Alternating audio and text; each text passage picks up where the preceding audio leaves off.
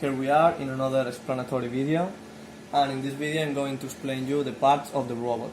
The robot has 6 axes, so the base, the shoulder, the elbow and the 3 wrists, 1, 2 and 3. So now I'm going to test the model with the controller, run program, move. So first I'm going to make the robot returns to its natural position. So press home and auto.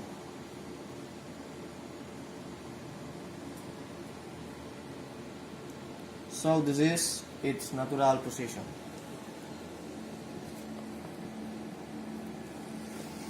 And now I'm going to test the base. Look at the robot on the other side, the shoulder, the elbow, the wrist 1,